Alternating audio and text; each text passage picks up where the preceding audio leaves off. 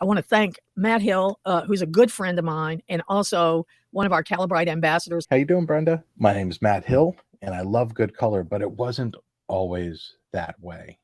I was a little bit of afraid of color at some points, and I found that it was a little bit unmanageable, and I use that word deliberately, at times where I would make some adjustments to my night photography, and it just went haywire.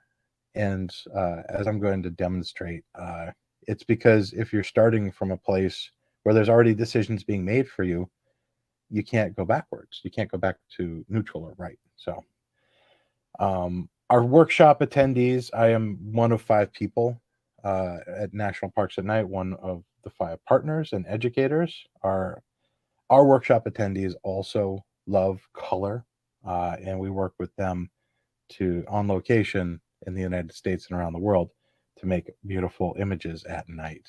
So, one of my main missions in life is to help people do what they love more, specifically with night photography. Color is a tricky business, and night photographers really are finicky about color. And there's a main reason for this. Everything that we do is false. We are choosing a color that we think is pleasing. 'Cause if we showed you what it actually looks like, I think you would find it aesthetically unappealing. Because the true color of night is rather boring. So we always are showing you fiction. We're showing you what we think is the best. However, when we make our pictures, if we start from a place of truth, we can make those fictions even better. But how do we know that we're getting it right? And especially, how do we know we're getting it right at night? Um, what do you do under moonlight? Is one of those questions. Is it different than what you do under starlight? What do you do during twilight? The beginning, the middle, or the end? There's 3 stages to twilight. Or what do you do under full starlight? And my gosh, there's so many different kinds of dark sky. And there's so many things that happen in dark sky, such as what you see here. You see that green around the horizon? That's called air glow. That's a natural phenomenon, but it's not the inky black of space as we imagine it. It's a phenomenon that happens in the atmosphere. And some people like it and some people don't. Some people minimize it in their post processing and some people celebrate it and say that's what happened. What happens when you use an astro modified camera? How do you make sure that your color is aesthetically pleasing? All right, so I'm going to talk to you about a lot of things today. But first off, I'm going to talk to you about the problems. In night photography, there's limited color spectrum, under starlight specifically. However, if you look at each and every one of those stars, each one of those is a sun. So there's literally billions of light sources illuminating the landscape, and modern mirrorless and digital cameras can actually take advantage of that as a main light source. In this photograph, I did add light to the left of the larger landform that you see there. So there's some artificial light, but the rest of this is natural. This is starlight. Also, I have to point out that when you use high ISOs, which you need to do to make star point photography, there's less dynamic range. There's fewer stops of available information than if you use a lower ISO, let's say ISO 100 to 800 versus 6400 or 12,800. Further compounding that, our eyes just cannot see what the cameras can. So the rods and cones in our eyes are terrible at discerning color at night. So our imagination has to fill it in, or you take out your camera and use it the right way, and you can show great color. Today, I'm going to demonstrate the following. I'm going to show that you can use a custom camera calibration to yield more accurate colors. Also, that you can start every edit from a consistent, reliable place. And you can also go back and re-edit old pictures by shooting a color checker now and applying that to pictures you shot in the past. And most of all, at the end of this is not a prescription to adhere to strict color regimen. This is a method for you to start from a place of confidence so that you can be artistic. Also, I'm going to save you time. And I want to talk to you about this right off the bat. There are irrelevant color and contrast issues that are caused by just importing pictures. And yeah, so it's something that I want people to understand, and I'm going to talk to you more about that. I'm also going to give you fast track methods for capturing your color checker. I'm going to teach you organization tips inside of Lightroom Classic and how you can fast or quickly apply camera profiles and white balance. So, all right, let's start off with this.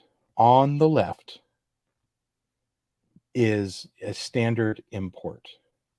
Let's say I shot this at 3,850 Kelvin and it came straight into Adobe Lightroom Classic and the Adobe standard camera profile was applied.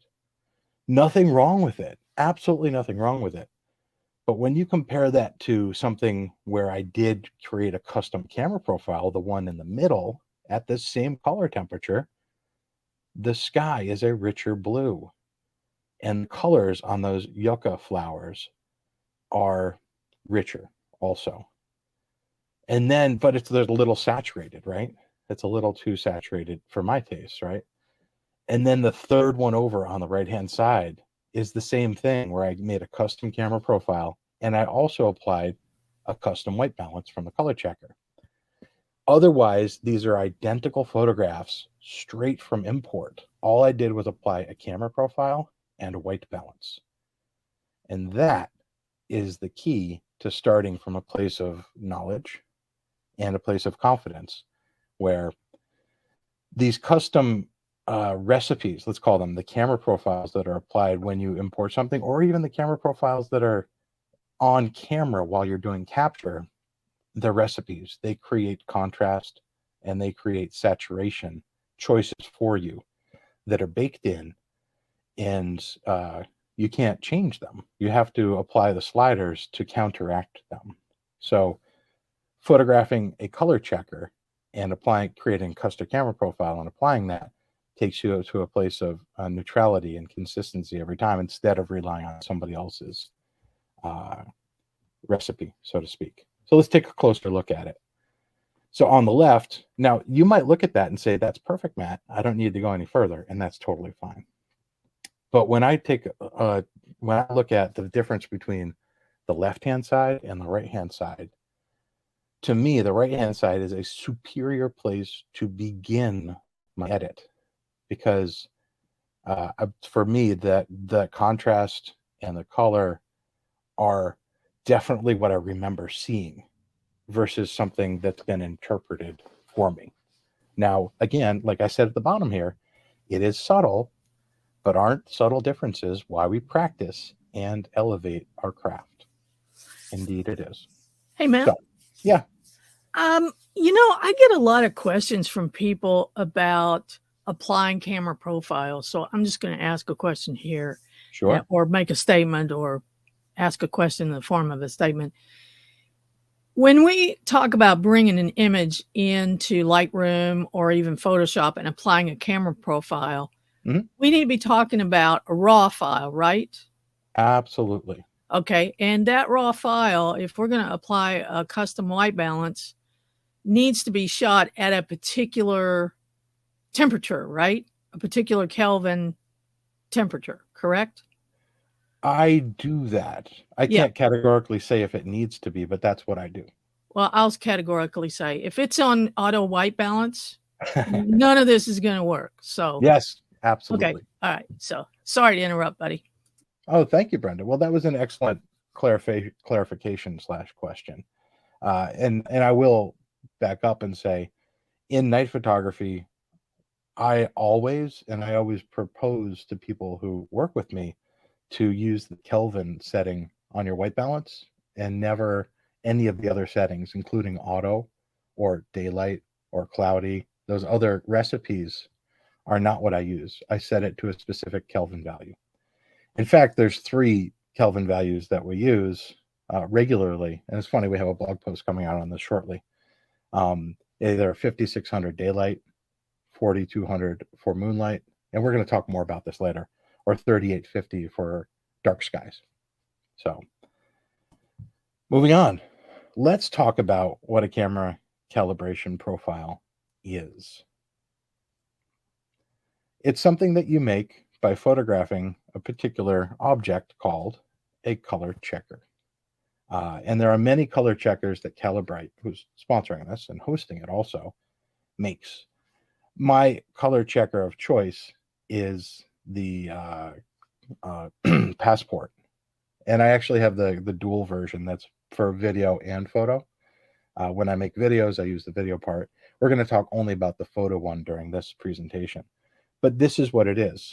On the right-hand side, there's color panels. On the left-hand side, there's a white balance card or a gray card there. So what you do is you photograph this under a certain lighting condition, and then you process this, and then you use it to apply something during post-processing. So basically, you take it out and take a picture of it and put it away. And then the rest of it, you do it during post-processing. It's easy. It really is. There are details to this, but it's really simple to do. So how do you create a camera profile? Well, as we said, you have to be shooting in RAW, right? So you take a RAW photograph, not a JPEG, of the color checker, and you need to match the camera's white balance to the white balance of the light. That's usually what I do, and we'll talk more about that. You export it free via the free software that you can find on Calibrite.com. And this is either as a plugin for Adobe Lightroom Classic or a standalone piece of software.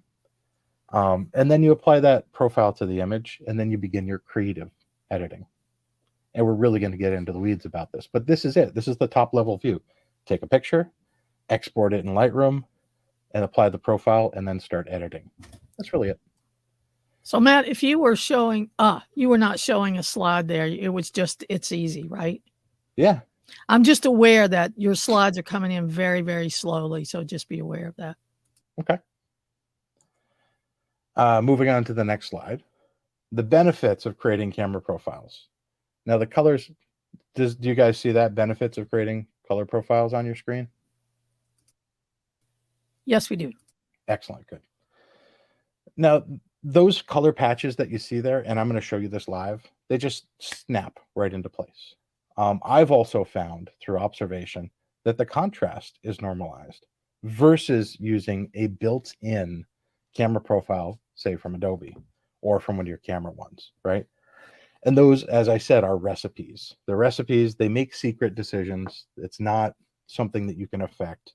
And when you do it this way, every time you apply it, it's very consistent instead of bouncing around between the different recipes that are presented to you. Things that I find surprising about creating camera profiles, most daylight photographers bring their color checker with them. And when the light changes, you take it out and you take a picture and you put it away, right? For night photographers, it's a lot easier just to shoot them at home. And that's something I'm going to demonstrate today. You can do it retroactively, which I mentioned, and I'll demo that too. And it really solves a lot of issues that we have with limited spectrum light sources, like twilight. There's less red in twilight light; it's more blue, right? So when you have when you make a profile with let's say 5600 or 4200 or 3850, or we'll talk about this, dual illuminant profiles, it pops those colors right back into place. And that's a limited spectrum thing. And starlight is also limited spectrum. It's like all the colors, but you're missing some essential parts of daylight, which we come to believe as truth. Other things that are different for night photographers, it's really hard to focus. It's such a pain in the ass. You're already having trouble focusing on the things you want to take a picture of. Taking out a color checker and focusing on that, and then going about doing your business is another step that sometimes is just a real pain in the butt, and you want to avoid it. I certainly do. And then there's these other limited spectrum light sources, like man-made light sources or light that's reflecting off of something, And as you see in this photograph, there's wind. If you put the color checker out there and it blows around during a longer exposure, let's say 1 second or 2 seconds or 30 seconds, you got to do it again. It could be a pain in the butt. So I really recommend just photographing your color checkers under controlled conditions. You could during the daytime, you can do it at home. It's just a lot easier. And then you'll use those profiles to apply to the photographs you make at night. So here's an example of controlled conditions. Ignore the chaos of my studio and ignore my obsession with gear, please. So what we have here is just me actually testing through all of my lenses on my cameras because I wanted to know if there's a difference with the color and the contrast between my lenses. I am also testing different color temperatures, and I'll show you what that means. So you see there's two lights. There's one on either side evenly illuminating it. You don't have to do that. I just happen to have two of the same light. And these lights, I'm just going to switch out here for a second so I can show you to the camera. These lights allow you to set the color temperature on the back here. And this is what I'm talking about with, so I can use this dial right here to change the color temperature up and down to different specific Kelvin values. And this is a tool. This is called the Luxley Fiddle. This is something that we use practically every night in night photography to do light painting or low-level landscape lighting. So something like this, any LED light where you can choose the color temperature is an essential tool in this process. So back to my setup. I have two of these LEDs and they're set to a specific, let me get over here again. I set the camera, let's say for this example, I set the camera to 4200 Kelvin and I set the LED panel to 4200 so they match. So 4200 on the camera, 4200 on that, and then I take a picture. And if I have a longer lens, I might have to set it up on a tripod above it. But, I have a wonderful copy stand solution from Novaflex that I was using. You don't have to do it. You can handhold these pictures.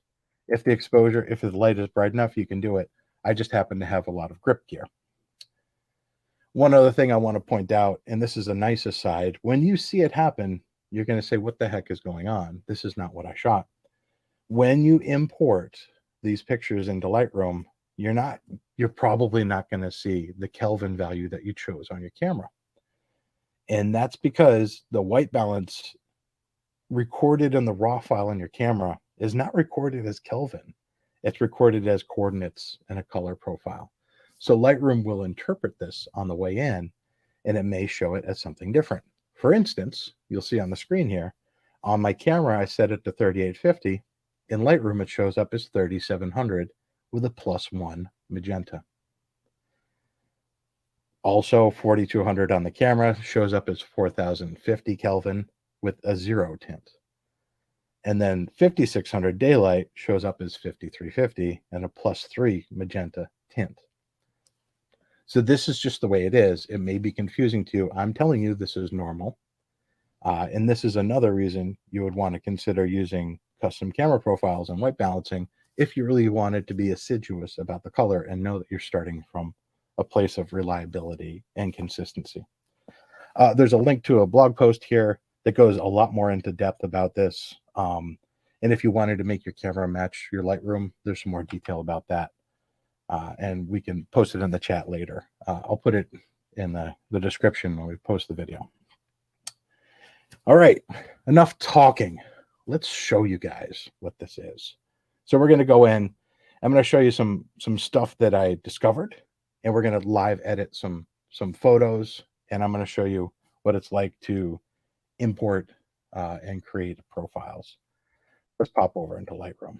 So the first thing I want to show you is that I started as a part of this practice in my photography catalog in Lightroom. I have a folder called Color Management now. And inside of these, I have subfolders where I put the color checker shots from each of the cameras that I have used. Currently, I shoot with a Z6 II, and an H Alpha Astro modded Z6. These are my two current cameras. However, I haven't gotten rid of any of my old cameras, and this plays in later. I'll show you. But let's say if we go to my Z6 II and I open this up, what I've done is I took one of my favorite night photography lenses, my 15 millimeter Laowa lens, and I put it at 5.6 because it doesn't have the electronic information to pass through for the metadata. And I took pictures of it under 5600K, 4200K, and 3850K. Like I told you, the camera and the lights were set to the same thing. So you'll see that they look similar, right? If I go into the develop module, now we can take a look and see that I have applied some stuff. Oh, great. Yeah. So anyway, we have over here, this is where we want to have your profile showing. And I have a nifty little trick that I can share with you guys. I just want to see what that is. There we go. So over here, this profile is where you'll see Adobe Color is the natural state where it comes in, right? So what you do when you first get one of these images that you photograph, what you need to do is say, I'm going to go to export after you've installed the software. And you'll see that one of your export options is color checker camera calibration. And there's two areas you really need to pay attention to. If you have a single image, like we have one image selected right now, then you don't need to really do anything else except say, let's say Nikon, this is my suggestion to you. What kind of camera is it? And if you have any other modifications, you'll let you know, like 15 millimeter, and 5600K, just so you know what it is. And then you click export. And you don't need to crop it or align it or anything. In most cases, if there's enough color checker in the image, all you need to do is process that by clicking export, finding color checker camera calibration, and putting in a name. Now that you've done that, it's going to be processing the profile, and it might take a couple of minutes. And at the end of that, it's going to give you this. It says the profile has been generated successfully. Lightroom must be restarted to activate the profile. I don't need to do it because I've already done this, but you quit Lightroom and open it up again. And then when you go under profile and then browse, you're going to see there's a lot of stuff in here, right? You're going to go under profiles, not Adobe Raw, and you're going to see there's new profiles here. Now, I've made a lot of custom camera profiles, and you'll see a ton of things that are irrelevant to this presentation here. Some of them have stars. If you hover, you'll see an empty star, and you can click to add it to your favorites or unclick it. So I have the Z6 II at 3850. This one is the 5600, which I've added the star for. There's 4200 and 3850, right? So now, if I just go in here, since I've added it to my favorites, and I click on 5600, do you see how these colors in here pop? And let's undo it and then slowly redo it. You see that? This is with the profile. That is without the profile. And this is with it. So what's happened is this piece of software has said all of these colors have a specific value that they should be. And I'm going to help you push them right back into the place they should be. So when you apply, when you go from Adobe Color to the 5600 Kelvin, all these colors are now what they should be. And let me just show you some other things. So this is Adobe Color, right? If you go to Adobe Landscape, see those colors change? It's making decisions for you, but it's not changing any of the sliders here or in the HSL or any place. It's all hidden information. Same with neutral, same with portrait, same with standard and vivid. All of these are recipes, but a custom camera profile is here, this is the truth. right? And then you can go over and grab the picker and go to the second up, this neutral here, and then choose that for your white balance. And now you'll see it says 5550 instead of, if I go to as shot, it was 5719, which is strange, right? Because I shot this at 5600. So 5719, and I go back in and I white balance on this after applying the profile, and now I have an absolutely neutral start. So what do I do with this? Well, you can, if you hit copy and say check none, you can go in and say I want the white balance and the treatment and profile, and copy that and go paste it on any photograph that you want to. That is how you would use this if you wanted it to be neutral and the colors to be in the right place. And it's that simple. If you wanted to go a step ahead of that, you could even create a preset, but we'll come back to that. So this is 5600, right? And now here's 4200, and you'll see that I've chosen 4200, and I can also white balance on that. So now I've got two different shots that are shot with two different light sources and two different white balances, and they look nearly identical. And if I go to 3850, which is common for dark skies, this one is now my 3850 camera profile, and I white balance on that. And now I've got three images that look really wonderful and pretty much the same, right? So that's a single illuminant profile, meaning like I have one color temperature, one white balance, and I'm going to use that for a single purpose. I have also, Brenda suggested this to me, and I tried it out very thoroughly, and I've found that she's right.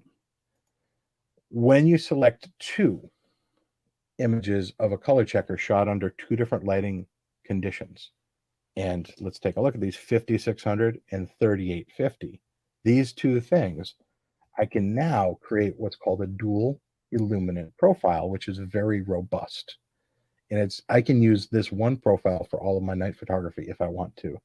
So I would click export with those two selected and only those two images selected. Color checker, camera calibration.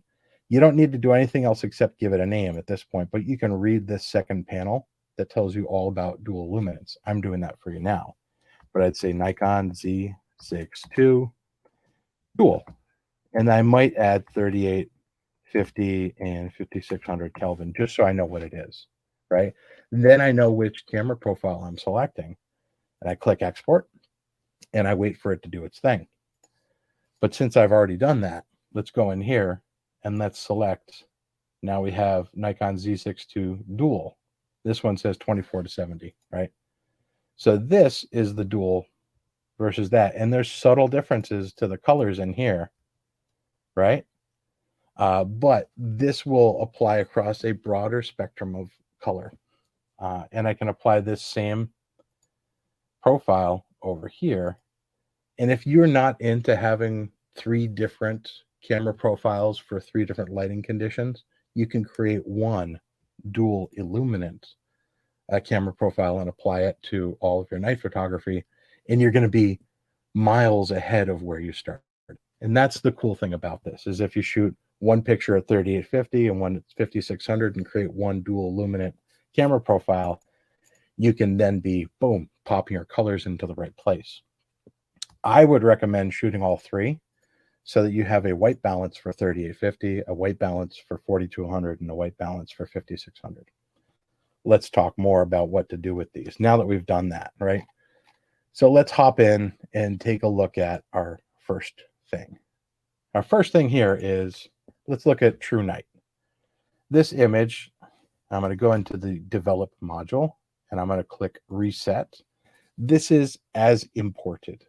This image is raw and it says Adobe Color here.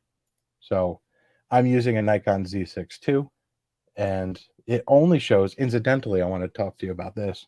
It's only going to offer camera profiles to you that are for the camera that you're using. You won't see, if you have two cameras or five cameras, you're not going to see all of the camera profiles in this menu.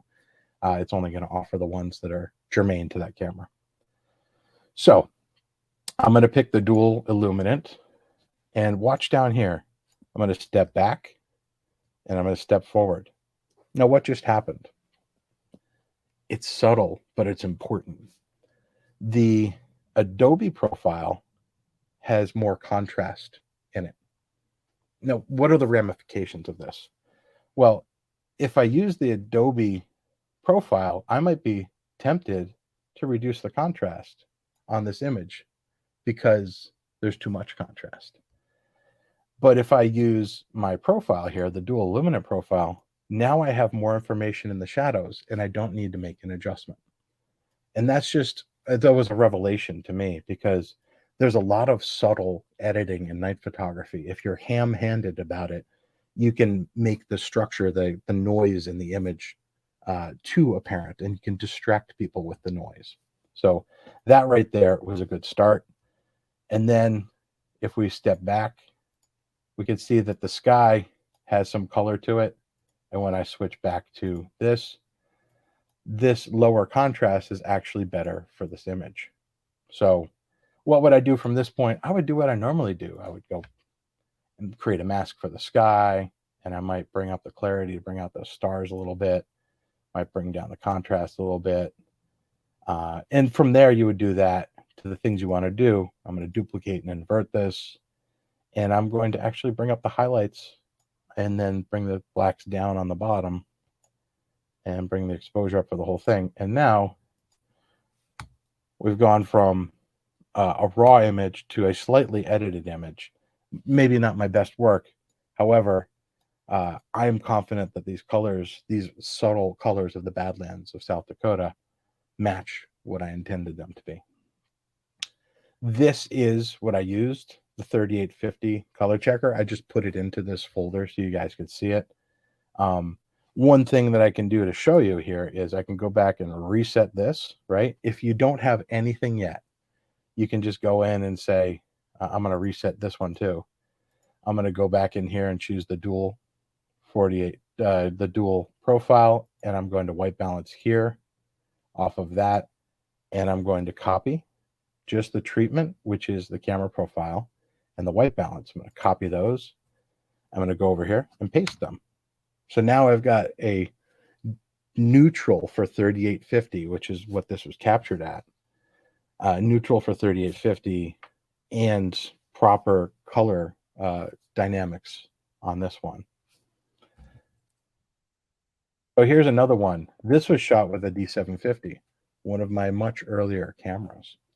And I shot it at the wrong white balance. It's at 5600. And that's why the Milky Way looks a little muddy. So what do I do?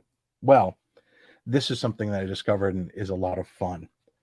I took out the D750, which I still have because I'm a pack rat and I didn't get rid of it. And I photographed a color checker, right? So here's this at 3850. The camera's set to 3850 and the lights are set to 3850.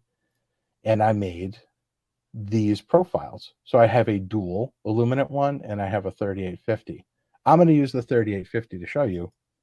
So you see the colors popped here. See how the blues, the subtle blues, which could be the night sky, pop back into place, and the reds and the oranges and the magenta there. So I've got that, and I'm going to create a white balance, and that definitely had an effect. I'm going to copy the treatment and profile and the white balance here, and I'm going to go back to this image. I'm going to hit reset to make sure it's what it is. I'm going to paste in those values and look at what happened. Now the Milky Way not only has the right white balance, which is 3850, but it's displayed as 4000. I told you they're not going to match, right? But also those subtle reds in the dust channels of the Milky Way core are starting to come out with a standard camera, right? We're not talking about an astro modified camera here.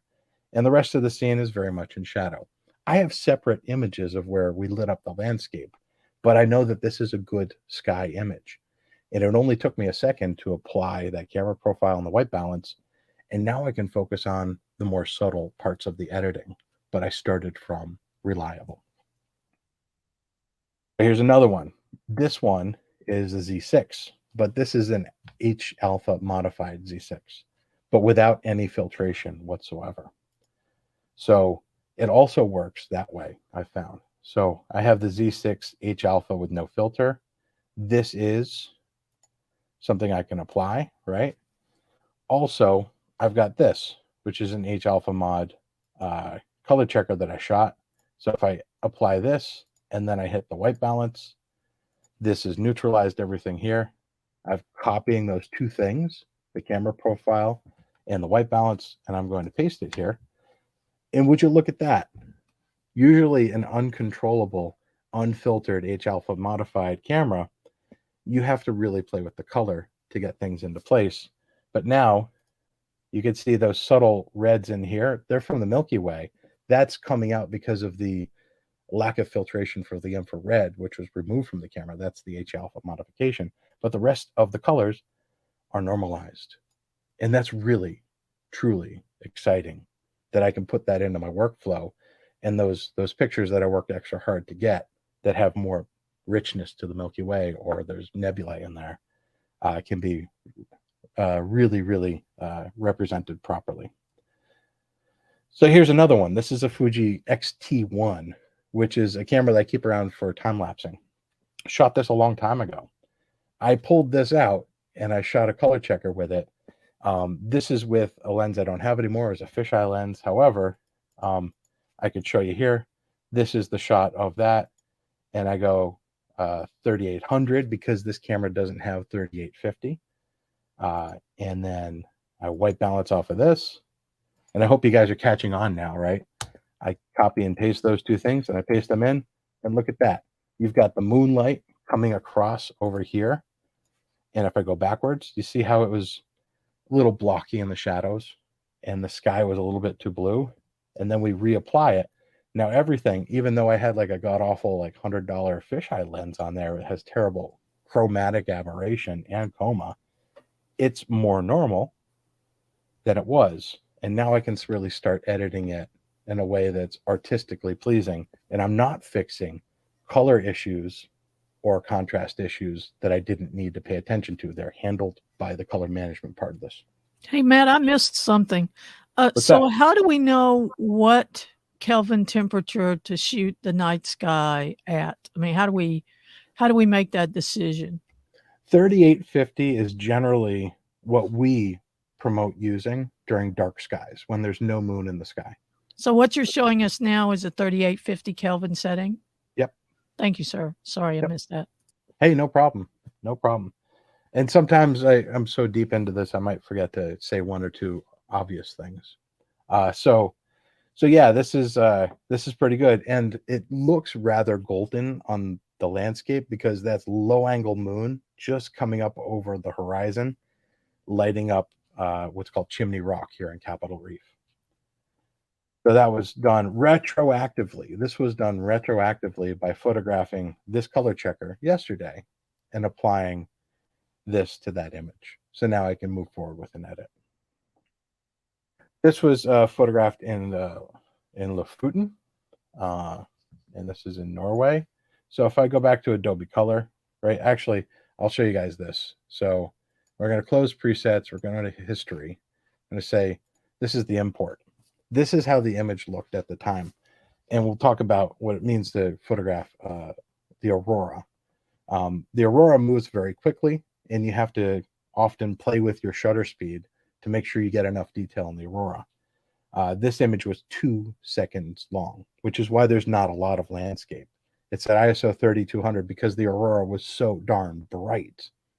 To control the highlights, I shot it at 3200. So we had some boundaries that we had to honor, and then we did this. So I went through this whole process of editing it and applying a just as I've shown you, applying a dual illuminant color profile, and it put all of the colors into the places that they should be. So I know that this aurora is true, and also the golden light from the homes that are in front of me and the street lights there, and the very odd halogen metal vapor lights that come out as green also, which really complements the green in the sky, I might add. So this whole grouping of images were just true night. And then I'm going to flip over and we'll pick up the speed a little bit more now that we've established that, and talk about moonlight. Moonlight, I would photograph at generally 4,200 Kelvin, 4,200, right? So this image was photographed at Arches National Park. So if we step back into the import of this image, you could see that we can even go reset, right? Nope, no reset on that. I did some other masks here, right? So this is the Adobe standard. If you want to landscape, it gets even more crunchy and colorful, but it looks a little bit too golden, right? So here's a D700. I pulled out the D700 and photographed a color checker. And now everything sort of pops into a better place. But what do we have here? That was alone was not enough, right? So we are under moonlight, which I recommend using 4200 for, right? So let's go find the 4200 color checker. So this one, there we go. It says 4000 here, right? But it's actually 4200. So we're going to apply this dual illuminant profile, and we're going to grab that and do the white balance, and then we're going to copy these, and we're going to go back to this, and we're going to paste it. Now it looks like moonlight. It looks like it did then, which is a little bit cooler than daylight, right? And your edits, which I have, let's say we go in and we do a sky mask here. I might just bring up a little bit of clarity on that. And then I'm going to invert that, duplicate and invert.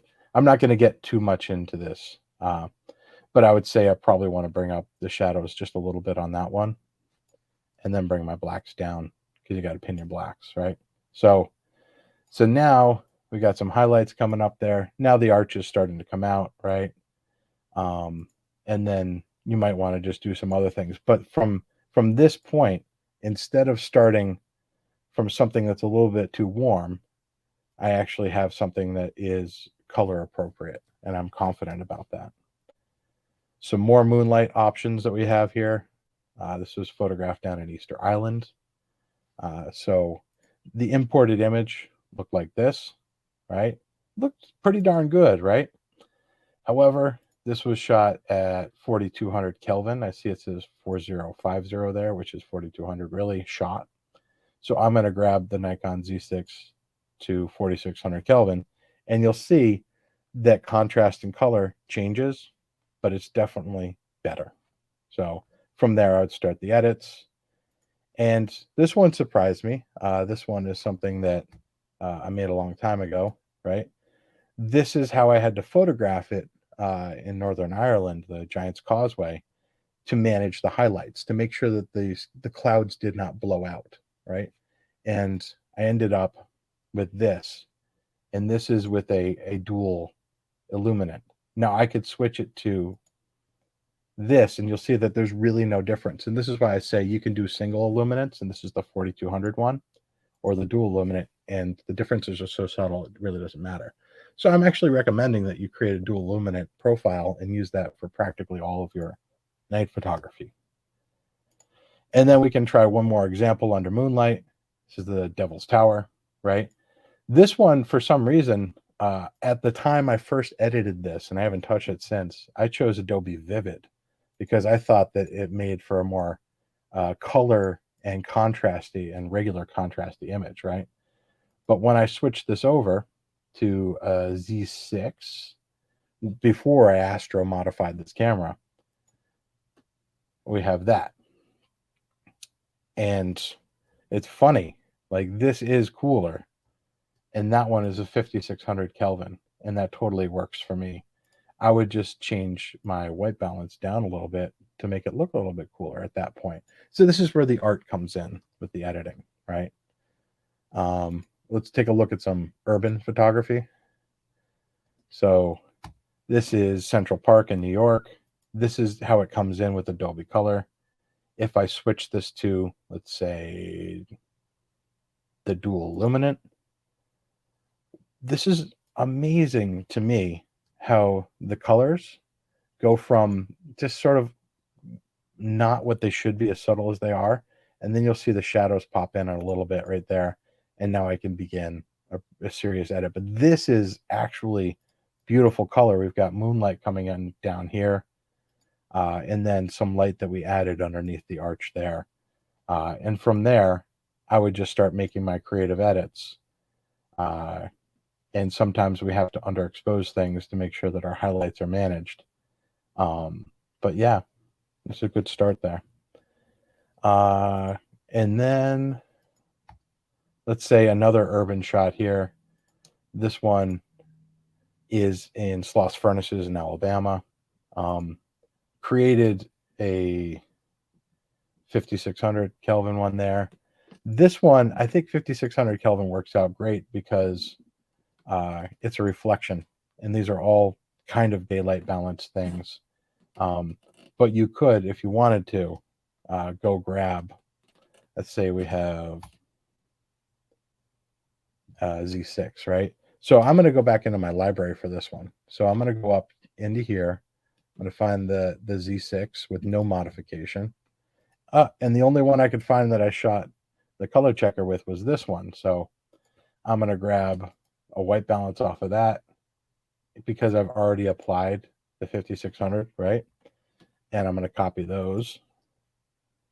And I'm going to come back down into here into urban and go back into this and paste that in.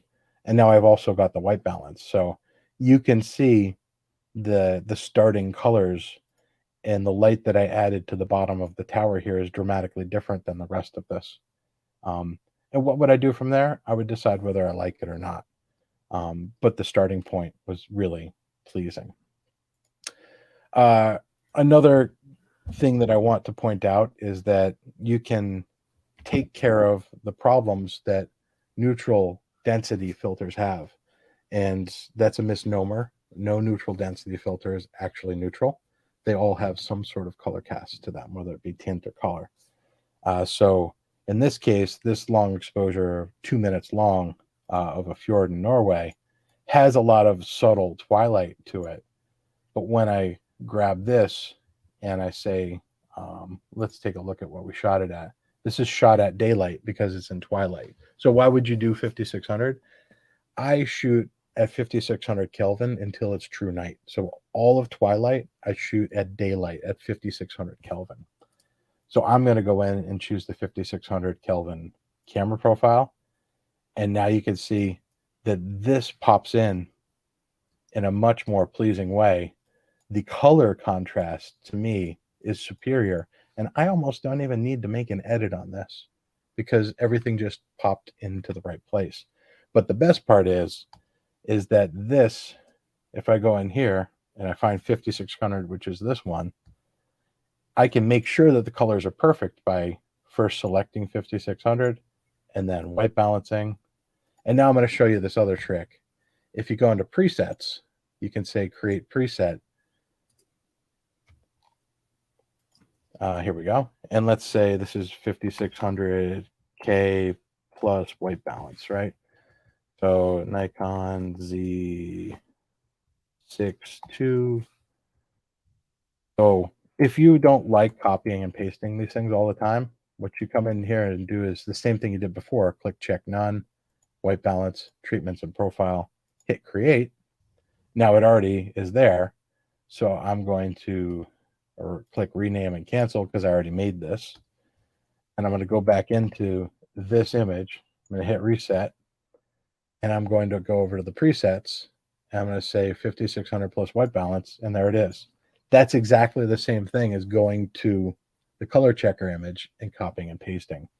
And the difference is subtle but important. So now we have the richness of the post-sunset blues bouncing off of all this reflective snow and the color cast in the sky.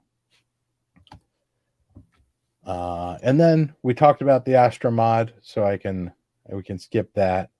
But let's say you have an Astra modded camera and you put an ND filter on it. Well, this is how it looks like with the Adobe Color. And then if I switch over to, this is the Z6 H Alpha plus 10 ND, that's exactly what the color should be. And I want to zoom in and show you. Stepping back, this looks more like daylight, but it's after daylight. This is a big moonrise coming across, almost a 2 hour long exposure. And now you get to see all of the subtle colors that happened during that very long period of time.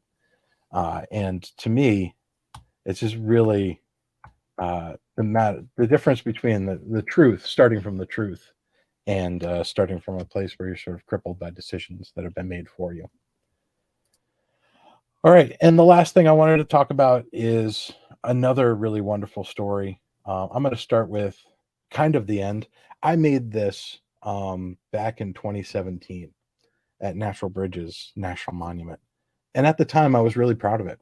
I thought that it was a really great edit, and it was the best that technology could provide at the time, right? So this is a combination of two different pictures: a dusk photograph that was created at 5600 Kelvin, where there was these rich blues and purples on the landscape, which I thought were there, right? And then I waited 2 hours for the stars, for the Milky Way to come right across by that natural bridge. So my original images were this really long exposure, 78 seconds during twilight, which I thought would be a great way to demonstrate what the landscape was at a lower ISO, at ISO 400, and then separate images with some light painting and then the Milky Way. And then I added these tea lights down at the bottom. And I wanted to make a composite of all these ideas together to show a fictional moment in my mind. And that became this. Given what I know today, I reprocessed the image. So you can imagine what I did.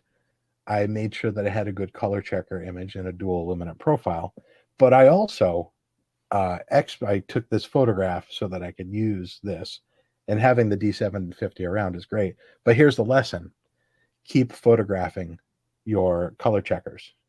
Photograph them in many situations. Keep those images. Don't toss them, because they can come in super handy.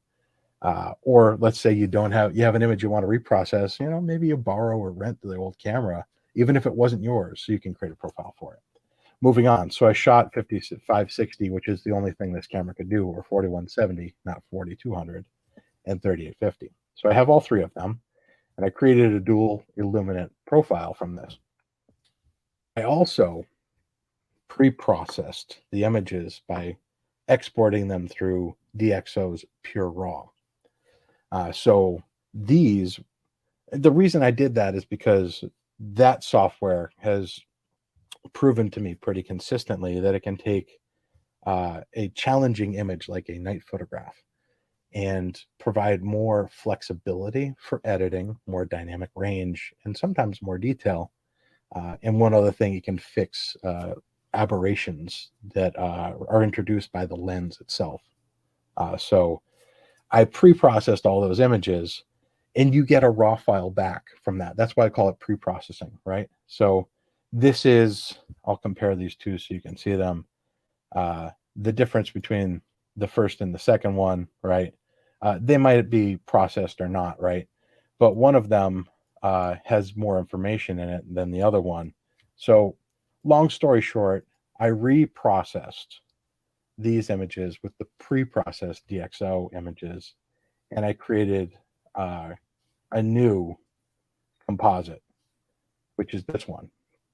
And this one is far superior in its delicacy for two reasons. One is there's more information in the shadows, and that's part me knowing more about post-processing. Part technology has advanced. Let's say Pure Raw is part of it, right? And the other part is the delicacy of the color during twilight and the delicacy of color during the stars is honored better by applying the color management to it. So let's put these two side by side so you can see them, and then we can see the difference. So on the right, you'll see the best I could do in 2017. And on the left, you'll see the best I could do last week. And there's a huge difference between the two of them.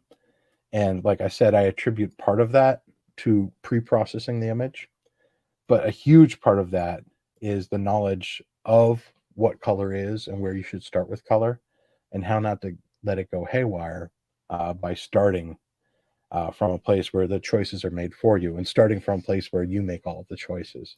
And to me, that is the ultimate end goal for using color management is not to say you have to adhere to this, but that you're going to have a better end result and you'll be able to make more aesthetically pleasing decisions because of it. Now, I know that's a lot of things. I mentioned it before. This D700, I went back and I re-edited these images. You saw those earlier in there. So take the opportunity with your color checker to revitalize some other images that you may have. I know there's going to be questions. I have a couple more things to say, and then we'll take questions at the end, right? So I'm going to give a recap because these, if you were going to take screenshots, these next couple of slides are the best places to take screenshots. But this is being recorded. The replay is going to be posted for everyone to see, and you can watch it over and over. But if you wanted quick takeaways, take screenshots of this in the next couple of slides. So the recap is, how do you use this? Photograph a color checker as raw under controlled light situations for the 3 color temperatures that we use in night photography: 5600K, 4200K, and 3850K. If your camera doesn't do those numbers and it's off by 50 to 100 Kelvin, no big deal. Just match the light in the camera. Import it to Lightroom Classic or your hard drive or your editor of choice. And then, if you like the time saver that I did, put them all in a folder called Color Management and a subfolder for each of the cameras that you use. So you can go find them instead of having to scroll through all of your Lightroom catalog. And then using the software that you can download from Calibrite.com, you're going to export via the color checker export. 1 camera profile for each of those color balances and 1 dual illuminate profile for 3850 and 5600 combined. Then you're going to have to restart Lightroom Classic or your editor of choice.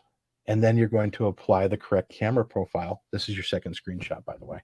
You're going to apply the correct camera profile to each color checker photo. And then this is the white balance, the square you want to use the white balance picker on. And if you want to save even more time, as I showed you, use the create preset on the left-hand side and name it so you'll remember what it is, right? And then during the edit, you're going to use, you're going to go to the profile panel up at the top, and you're going to choose the presets. So you might choose a dual illuminate profile to start with and be totally happy and never have to do a single illuminate camera profile. If you were to use the single illuminate profiles, you could go grab the white balance and apply it as I showed you over and over, and then start doing your creative editing. One final thing I'll say, and I'm not going to demonstrate this, is during the import process, you can take any preset that you made and make that part of the import process so that, let's say you had 1 camera and you knew you shot most of those images under a certain thing, or if you wanted to use the dual illuminate profile, you can take that that preset and apply it during import so that that camera profile and or white balance are applied during import, and you don't need to think about this. So this was the third thing you should screenshot. So I'm affirming to you, after doing thorough testing, that custom camera profiles created with the color checkers can save night photographers a lot of time and give you a more accurate starting point to make your edits of low light photographs. And my confidence in presenting accurate color and the best possible edit is increased many, many times over after employing this process in my workflow. I hope that it helps you enjoy color, which I do. Like I said in the beginning, it could cause some anxiety, but I think that this can help you start from a place of happiness and end in a place of happiness. So it's fun. And I certainly enjoy my photography more knowing that what I'm starting with is accurate and fun. Yeah, I want to take questions. I just want to add a couple of things. With my partners at National Parks at Night, we have a couple of things that we do to really engage with night photographers. We love teaching, if you couldn't tell.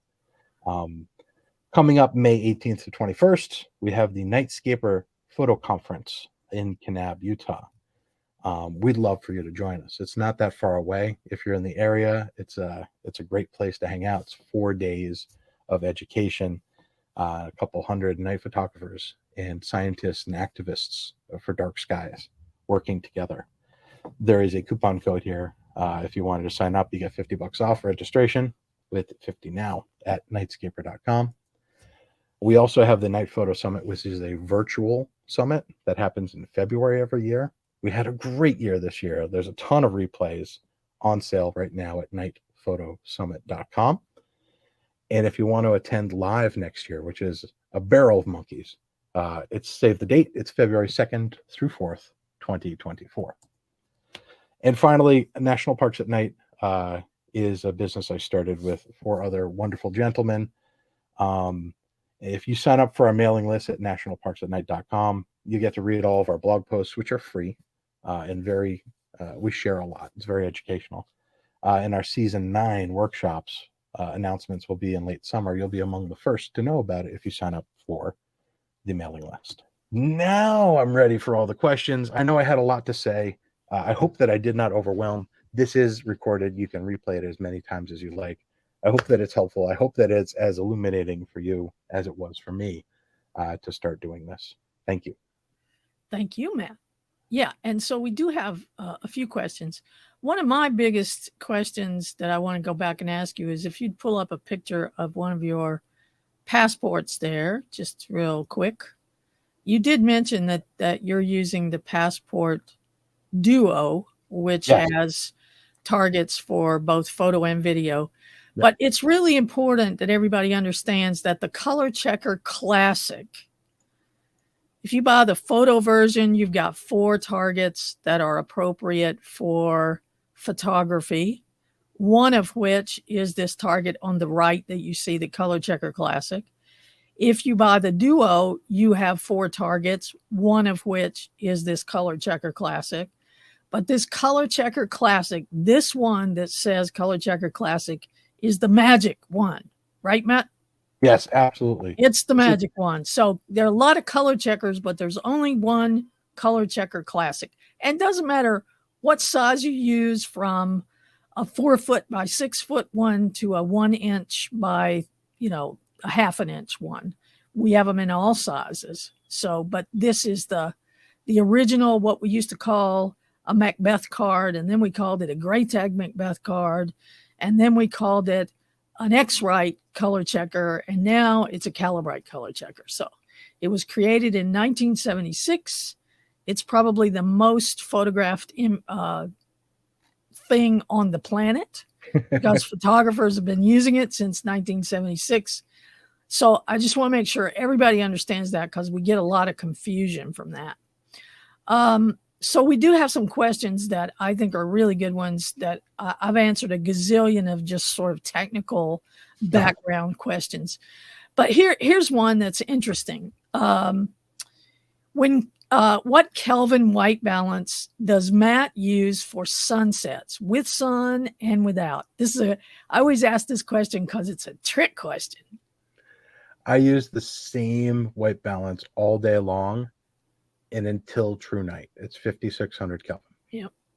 Until the stars are out and there's no more color from the sun in the sky, it's always 5,600 Kelvin. Yeah. Because it shows me the colors as they are. Right. I'm going to follow that up. The reason I switch color balances when it's a moonlit sky or it's a purely dark sky is that the colors are ugly if you don't. Like if you continue daylight with moonlight, it looks like daylight. It's unconvincing that it's a night photograph. And if you use daylight for starlight, it is accurate. That's exactly what it's supposed to look like. It's the truth, but it's unappealing. Yeah. At 3850, it looks the most appealing most of the time. You might have to fudge it back and forth depending on local ambient circumstances, but those are the truths as we know them. Right. Or the aesthetic truths as we know them. Yeah. And if you take a picture of a color checker at sunset, and you white balance that color checker, picture of that color checker, you're going to white balance out all of your nice, beautiful sunset or sunrise light. So, these are tools that we use, like Matt says, to get to sort of a place of consistency, to get a workflow down where we can repeat and get what we want and then go to the creative place. So don't make the mistake of thinking that you can shoot a color checker at sunset and do a custom white balance where did my sunset go? Because it's going to be gone. Okay. Yeah. You So shoot that at high noon. yeah, absolutely. High noon, yeah. So here's another good question. And let me just qualify that by saying all the questions we've had today have been good. So don't let me make you think like your question wasn't good. These are just the leftover ones that I couldn't get to, or I wanted to hear Matt's version of. Does the ISO setting affect the color profile? Now, I have an answer to this, so I want your answer first. I haven't tested that. Okay. It's a question that I have too. Okay. I've tested a lot of things, and that's on my list of things to test. All right. So please, Brenda, tell me what I should expect. Here's the bottom line.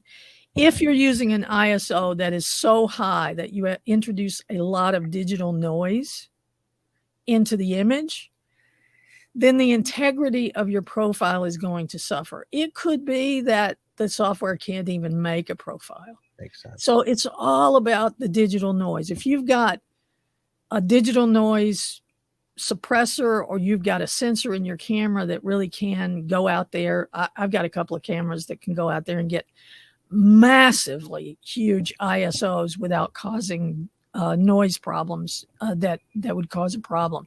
But the ISO issue has to do with the noise. So yes, it would affect your color profile if you're getting a lot of noise. If not, probably not so much. Okay. So we agree on that. Now, here's another good one. How does this work with a stacking program like Sequitur or Heliocon or something like that? Well, those programs usually have two paths that you can follow. They have a raw path and they have a rasterized path, meaning you export your images to TIFFs. If you want your images to look a very specific way, I recommend applying all of the edits that you want prior to sending it out to a third-party piece of software to do stacking. They spit them out as TIFFs instead of using a raw workflow. The exception would be the rare case of a piece of software that feeds you back another raw image. Helicon Focus for focus stacking can do that. Has a return trip raw file, but Starry Landscape Stacker and Sequitur, right now they do not. So I would go TIFFs that way if you want to guarantee a certain thing. The caveat is they ask for a really low contrast image so they can detect the stars. So you're going to have to finish your edit when it comes back, but at least you can get the color right on the way out. And that's the important part. Okay. So I'll add this, because it's much harder / nearly impossible to change color as flexibly and accurately once it's rasterized versus a raw image. Yeah. So that's why you'd want to get it right on the way out, because on the return trip, it's going to be really hard to make it look right. Well, you can't apply a camera profile, in fact. You can't. And if you try to even them up by hand, you're going to get combing and data missing and all that stuff. So, Okay. When reprocessing an old image, does the original Kelvin setting matter versus only the in-studio Kelvin profile applied to it? This is a dumpster fire question here because there's so many variables. My experience with the things that I've done is that I don't think so. I know that if you're doing a single illuminant and let's say I did one of these examples actually where the photograph was created at 5600 Kelvin, but I applied 3850 shooting. I shot the color checker at 3850 and the cameras at 3850. And I used that combination of camera profile and white balance to apply to the image, and it made it look perfect. That was that shot at Chimney Rock and Capitol Reef. So my observations are that it's okay as long as your light your light source and your camera were okay when you photograph the color checker. What do you think? I'm with you. Okay. Ron says, if there's artificial light, like for instance, a football field, for example, do you need a color check each time? Now, I would say yes. And I would say yes because the clouds might be lower this week than last week. They might be reflecting off of it. There might be some dust in the air. There might be 100 different things that could affect how those lights are hitting my sensor and my color checker. What would you say, Matt? The artist in me says I want it to look like the way that it did. The commercial photographer in me says if people want those uniforms to look the same every time, you should shoot the color checker every time. Yeah, and let's be clear. We're not talking about making a profile every time. We're talking about doing a specific white balance every time. If you don't shoot it under the light that you're white balancing for, in a situation like that where you're trying to reproduce colors and reproduce a look, then if you don't have something to white balance on, you can't come up with the correct white balance, right, Matt? Correct. All Absolutely true. Just you can't do that retroactively. Yeah, that's right. That's right. Yeah. That's right. So let's see. I got a couple more here. Is there an altitude adjustment for the Kelvin settings that you use? So this Robert says, I think of 56K as sea level and 6,000 as 5,280 feet. I mean, I think that I've observed the things that you're describing, but I don't make those adjustments. Right. Yeah. But you could if you want. I know that altitude and the amount of dust in the air definitely have an effect on what I can see and what the camera can see. Yeah. All right. So Herbert asked a question early on that I want to go back to because I just want to make sure that we address it. He says, is there a program to introduce me to Color Picker? You are over my head.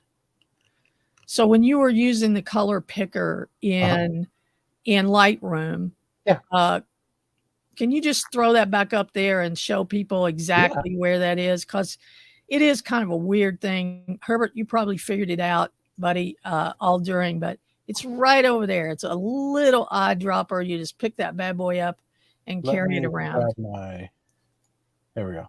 Yeah. There it is right there. Yeah. So you grab the color picker and you take it down there and then you put it back. Well, that depends on whether you have the setting in here that has auto dismiss or not. Some people have that setting, you know. That's how I have mine set because I'll be picking. Some people have auto dismiss things, on. As soon as you click it, it goes back. Yeah. I don't do that. I turn off auto dismiss so that I can go different ways. But now that I practically only use this for the color checker, I'm going to turn it back on to auto dismiss. There we go. Now it puts it back for me. So just so you guys know, while we're here, that white card on the left and the white card that's included, and I'm talking about the white card now, not the gray card in the color checker passport photo, the white balance card here and in the color checker passport photo is the same white as that second patch right there. Perfect. So that is the same exact color made from the same sheet of color in the factory. Okay. Beautiful. All right. And one last thing here. Let's see. I have zero experience using a color checker. What is something a beginner should know starting out? I'm going to say mine first, okay? Mm-hmm. Get one, take pictures of it.